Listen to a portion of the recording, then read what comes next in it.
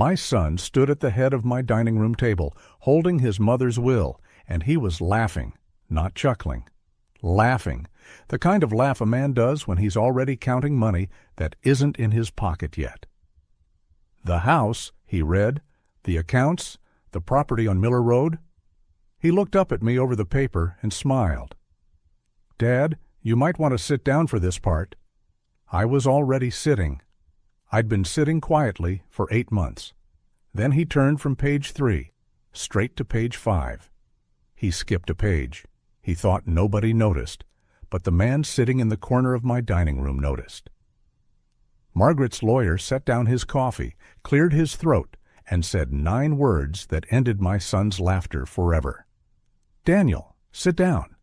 I'm required to read page 4. To understand what was on that page, and why my own son went pale when he heard it, you need to know what happened in the 8 months after my Margaret died. Because the truth is, the will wasn't even her biggest secret. My name is Walter. I'm 74 years old, and for 41 of those years, I worked as a tool and die machinist in a shop outside Millbrook, Ohio. It's careful work, patient work. You learn that steel doesn't forgive a man who rushes.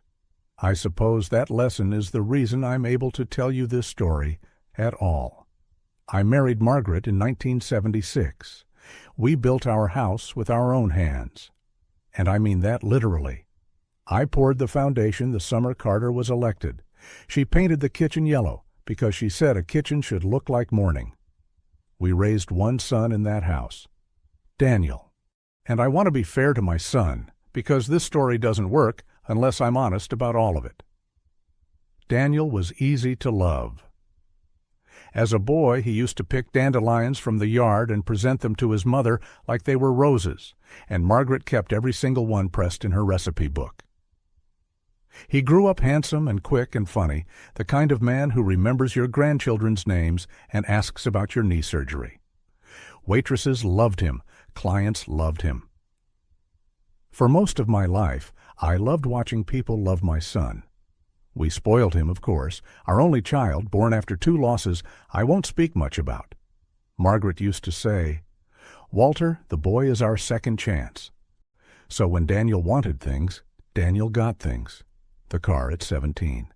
The college we couldn't quite afford. The down payment on his first house. The loan for his consulting business that we both knew, somewhere quiet inside us, would never come back. Daniel became a financial consultant. Nice suits, firm handshake. A second wife named Brooke, who smiled at everyone and looked at our furniture the way you look at something on the curb on trash day. But he was our son. And when you love someone, you keep no ledger. Margaret, though. Margaret kept receipts. I just didn't know it yet. And the first clue was something so small, I'm ashamed how long it took me to see it. My wife, married to me 49 years, a woman who told me when the mailman looked tired, started lying to me about her Tuesdays. It began about a year before she passed. Every Tuesday morning, Margaret would put on her good coat, the blue one, the church one, and tell me she was going to the library or the pharmacy or to see her friend Dolores. Small thing. Except one Tuesday, Dolores called our house at 10 in the morning asking for Margaret, while Margaret was supposedly sitting in Dolores's kitchen. I didn't confront her. 49 years teaches you that a good woman with a secret has a reason. But I noticed. A machinist measures everything twice. I noticed the blue coat. I noticed she always took the brown folder from her sewing room. And I noticed that one Tuesday in October she came home, sat down across from me, took my hand, and said something I didn't understand until much, much later. She said, "Walter, whatever happens, when the time comes, let Daniel talk. Let him talk all the way to the end." I asked her what on earth that meant. She just smiled and asked what I wanted for supper. 3 months later, her heart, which had been failing quietly, the way she did everything quietly, gave out on a Sunday morning while she was watering the roses she'd planted under our bedroom window. I won't dwell on that day. If you've lost the person you built your life with, you know. The house doesn't go silent. it goes wrong. Every room is a sentence missing its last word. What I will tell you about is the week of the funeral, because that's the week my son showed me both of his faces, and God help me, I only believed in one of them. At the funeral home, the director showed us caskets. I pointed to a walnut one. Margaret loved walnut. Our bedroom set was walnut we'd refinished together in '83. Daniel looked at the price card, leaned close to me, and said, and I quote, "Dad, be practical. She's gone. The money's for the living now." The money's for the living. At his own mother's casket. I told myself, grief makes people strange. I paid for the walnut myself. And then, 2 days later, that same man stood at the pulpit of First Methodist and gave a eulogy so beautiful that the whole church wept. He talked about the dandelions. He talked about her yellow kitchen. He held my shoulder at the graveside, and he whispered, "I've got you, Dad. You'll never be alone in this." And I believed him. I want you to remember that, friend. I believed him completely. Because that's the thing about men like my son. The performance is never for you. The performance is for the room. 11 days after we buried her, I walked out one morning, and Margaret's car, a little silver Camry she kept spotless, was gone from the driveway. I called Daniel in a panic, thinking it was stolen. He laughed. "Relax, Dad. Brooke needed a second car. Mom would have wanted it used, not sitting there depressing you." He didn't ask. He had a key from years ago, and he took his dead mother's car like it was a sweater left on a chair. 2 weeks later, I saw Brooke driving it past the hardware store, and Margaret's rosary was hanging from the rearview mirror like an air freshener. Then came the paperwork. Daniel came over with a folder and that consultant voice he used on clients. "Dad, we need to get your affairs organized. Power of attorney, just standard stuff. Sign here, it's just paperwork." Now, I spent 41 years reading blueprints where a millimeter was the difference between a part that worked and a part that killed somebody. I don't sign things I haven't read. I told him to leave the folder. His jaw did this little tightening thing, the same thing it did when he was 9, and I said no dessert. "Fine," he said, "but don't take too long. At your age, things happen fast." At my age, things happen fast. He was right about that. Because 4 days later, I found the bank statements in Margaret's sewing desk, and I stopped sleeping for a week. I'd been avoiding her sewing room. Her glasses were still sitting on the desk, and some doors you're not ready to open. But the property tax bill was due, and Margaret had always handled the papers, so in I went. In the bottom drawer, under a tin of buttons, I found a manila envelope. Inside, bank statements from our joint retirement account going back 6 years. Margaret had gone through them with a red pen, the same red pen she used to grade Sunday school quizzes. 11 withdrawals were circled. 4,000 here, 12,000 there. One for $28,000 in 2022, the same month Daniel and Brooke went to Italy. I sat at my wife's sewing desk with a pocket calculator and added up the circled numbers 3 times because I didn't trust the first 2 answers. $187,400. Gone over 6 years from an account I almost never looked at because Margaret handled the papers, and I trusted my family. Next to the last circle, in her handwriting, small and steady, she'd written 2 words. Not Walter. She knew it wasn't me making those withdrawals, which left a very short list of people who had ever had access to our checkbook, a list with 1 name on it. But here's what I couldn't figure out. And this is the question that kept me staring at the ceiling at 2 in the morning. If Margaret knew our son was bleeding us for 6 years, why did she never say a word? Not to me, not to him, not to anyone. I was about to learn that my quiet wife hadn't stayed silent at all. She'd just been talking to someone else every Tuesday in her good blue coat. Before I could decide what to do with that envelope, Daniel decided for me. He invited me to Sunday dinner at his house, first time since the funeral. Brooke made a roast. My granddaughter Emma wasn't there. Daniel had told her the dinner was grown-up business, which should have been my first warning, because Emma is 24 years old and the only member of this family who called me every single week since the funeral just to hear my voice.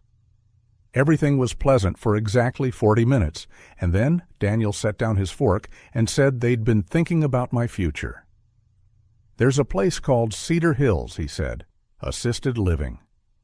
Really more like a resort? Brooke slid a glossy brochure across the table, the way a card dealer slides you a losing hand. And then Daniel said the sentence that ended something in me. "We've already spoken to a realtor about the house, Dad. Spring market's the time to sell. You rattling around in there alone? Mom would have hated it." Mom would have hated it. He invoked her. He used my Margaret as a crowbar to pry me out of the house I built for her with my own 2 hands. And here is the moment I want you to remember, because everything that follows depends on it. Every instinct in me wanted to stand up, flip that table, and tell him I knew about the $187,000. 8 months of swallowed grief wanted out of my throat all at once. Instead, I heard Margaret's voice. "Let Daniel talk. Let him talk all the way to the end."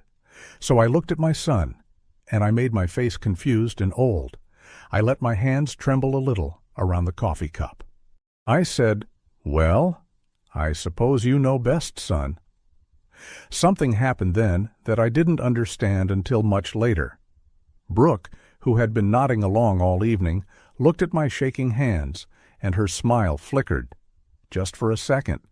She said, "Daniel, maybe we shouldn't rush him on—" And my son turned and looked at her. One look, and she closed her mouth and squared the brochure against the table edge like a woman filing something away. I've thought about that flicker many times since. There was a person in there once. He'd found her useful instead. They glanced at each other as I shuffled to my car, relieved, triumphant. 2 wolves congratulating themselves on cornering a sheep. They had no idea what I'd found in the sewing room, and they had no idea what I did the very next morning, because there was one circled item on those statements I haven't told you about yet. The 12th one? The one Margaret circled twice. Monday morning, I put on my own good coat and drove to First Millbrook Savings, where we'd banked for 40 years. I asked a kind young woman for copies of the canceled checks behind those circled withdrawals. It took her 20 minutes and cost me $11. 11 checks, made out to cash to DH Consulting, to a credit card company I'd never used, and every single one carried my signature. Except it wasn't my signature. Friend, I have signed my name on machine shop inspection reports for 4 decades. My W has a flat top because a foreman in 1979 told me a sloppy W gets a man's work rejected. These W's were round, 11 forged checks. My son hadn't even asked us for the money. He'd simply taken it, signing my name, certain that his trusting old parents would never look. The 12th item, the one circled twice, wasn't a check at all. It was a wire transfer authorization from just 5 months before Margaret died. $40,000 moved to an account under Brooke's maiden name. Both of them. In it together. And suddenly that flicker at the dinner table looked different to me. She hadn't been worried about rushing me. She'd been worried about how it would look. I photographed every page with the phone Emma set up for me last Christmas. She'd spent a whole afternoon teaching me, laughing, saying, "Grandpa, someday you'll thank me for this." Someday turned out to be sooner than either of us thought. And then I did something I hadn't done in 8 months. I made a phone call wearing a smile. I called Mr. Abernathy, Margaret's lawyer for 30 years. I told him what I'd found in the sewing room and at the bank, and there was a long pause on the line, the pause of a man choosing his words under oath. Then he said, "Walter, I can't discuss the contents of Margaret's will before the reading, but I'm going to tell you 3 things, and I need you to follow them exactly. 1. Tell no one what you found, not even Emma. 2. When Daniel arranges the reading, and he will, he's called my office twice this month, let him arrange it however he likes. Let him feel like the director of the play. And 3, I heard him smile through the telephone. Make absolutely sure I'm in the room. 2 weeks later, my son stood at the head of my dining room table with his mother's will in his hands. And now you're back where this story began. Except this time, you know what's in my coat pocket. You still don't know what's on page 4. Neither did I. What happened in the next 20 minutes I will remember with perfect clarity until the day I'm buried beside her. Daniel staged it like a corporate meeting. My dining room, he chose my house, I suppose, because in his mind it was already his. Coffee nobody drank. Brooke to his right with a leather notebook. Emma squeezed in next to me and held my hand under the table, and I could feel that her hand was cold. She leaned over and whispered, "Grandpa, why does Dad look like he's about to give a sales pitch?" Smart girl. Margaret's granddaughter, through and through. Mr. Abernathy sat in the corner and let Daniel run the show. Let him talk all the way to the end. Daniel lifted the will from the folder Abernathy had brought and read aloud, laughing at the old-fashioned legal phrases. Performing. And remember what I told you about my son. The performance is for the room. To my beloved husband Walter, my personal effects and the contents of our home. He glanced up. That's the furniture, Dad. Congrats. Brooke actually wrote something down. Emma's hand tightened on mine. Dad, stop it, she said quietly. Sweetheart, this is how it's done, Daniel said, not even looking at her, and kept reading. The residence at 14 Hawthorne Lane, the accounts at First Millbrook, the 11 acres on Miller Road. He was building to it, conducting his own coronation, reading the property list like a menu he'd already ordered from. He reached the bottom of page 3, all to be distributed according to the provisions herein. And he turned from page 3 to page 5, smooth as a card trick, and began reading the executor provisions, the part with his name in it. And that's when Mr. Abernathy set down his coffee. Daniel, sit down. I'm required to read page 4. It's boilerplate, Daniel said. Definitions, legal language. Page 4, Abernathy said in a voice like a door closing, is the page your mother had me draft 14 months ago. On a Tuesday, and under the law, sworn duty, and 30 years of friendship with that woman, I am going to read every word of it out loud. Sit down. My son sat down in my chair at my table for what I believe was the first obedient moment of his adult life. The room went the kind of quiet you can hear your own heart in. Abernathy took the will from my son's hands, took it the way you take scissors from a child, and read. Page 4 said, in the cold language of the law, what I will now tell you in plain words. 14 months before her death, Margaret had quietly restructured everything.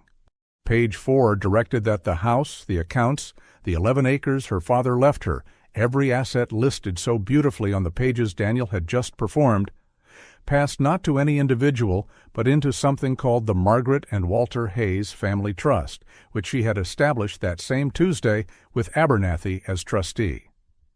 Sole lifetime beneficiary, me. The house mine until my last breath, untouchable, unsellable by anyone but me. And after me, every remaining dollar and every blade of grass, to Emma Hayes. Who visits, the document said, in words Margaret had insisted stay in against her lawyer's advice, without being asked. Emma made a small sound next to me and covered her mouth. Daniel's name appeared on page 4 exactly once. In a clause, Abernathy read very, very slowly. Any distribution otherwise due to any heir shall first be reduced by all documented debts owed by that heir to the estate, including but not limited to funds obtained without authorization. What debts? Daniel said. His voice had gone up half an octave. What is she talking about? Dad, What is he talking about?" And Mr. Abernathy reached into his briefcase and placed a blue envelope on my dining room table. "Your mother," he said, "came to my office nearly every Tuesday for over a year. She brought bank records. She brought handwriting samples. She had 11 checks and 1 wire transfer professionally examined and documented. $187,400 in forged instruments, plus $40,000 wired to an account held under the maiden name of Brooke Hayes. The documentation is certified, notarized, and held in triplicate. She also left a letter. Her instruction to me, written on the envelope in her own hand, was to read it aloud, quote, 'When my son has finished performing.'" He looked at Daniel over his glasses. "I believe he's finished. I want you to understand. I thought I knew what was coming. I'd found the statements. I'd found the checks. I'd carried the photographs in my coat pocket to that very table. But I had never heard my wife's last words, and when Abernathy unfolded that letter, I heard Margaret's voice in every line, and I am not ashamed to tell you that I wept at my own dining room table. My darling Walter, if this letter is being read, then Daniel did exactly what I prayed he wouldn't, and you're sitting there being polite about it, because that is who you are. Forgive me for the Tuesdays. I couldn't tell you what our son was doing. Your heart is softer than mine, and you'd have forgiven him quietly and let him take the rest. I could forgive him for stealing from us. Mothers forgive. I forgave him the first check and the second, and I'm ashamed to say, the 6th. But last spring I heard him on the telephone in our own kitchen, telling Brooke the words, "The old man won't last long alone. We sell the house by summer." He was pricing your grief, Walter, while I was still alive to hear it. And that I could not forgive. I will not reach back from the grave in anger, but I will reach back in arithmetic. Every dollar is accounted for. The house is yours until your last day, and then it belongs to Emma, who visits without being asked and loves without being paid. Tell Daniel his mother loved him every day of his life, and that love keeps no ledger, but wisdom keeps receipts. Your Margaret! Nobody moved. Emma was crying without making any noise. And Daniel! My son sat there gray as wet concrete, staring at the blue envelope like it was a coffin. Brooke was the first to recover. She was already gathering her coat, and that's when she said the only fully honest thing I ever heard her say. "Daniel, you told me your father signed off on the money. You told me it was a family arrangement. I asked you at dinner. I asked you—" "Be quiet," he hissed. "There is a wire transfer," she said, very carefully, in the voice of a woman who had just understood the words, "account under the maiden name of Brooke Hayes," were now part of a legal record, with my name on it. Then my son turned to me, and Daniel, 51 years old, did the math out loud, like the consultant he was. "Dad, okay, listen to me. The clause deducts documented debts from distributions. Fine. But the trust controls everything now, and you're the beneficiary, which means functionally you decide, which means this stays in the family. We tear up that envelope, we settle this privately, and—" "Daniel," I said. And I took out my phone, the one Emma set up, and I saw her recognize it, and I saw the smallest smile come through her tears. And I laid it on the table next to his mother's letter. Before you finish that sentence, you should know the blue envelope isn't the only copy. I went to the bank myself 3 weeks ago. I photographed all 11 checks and the wire transfer.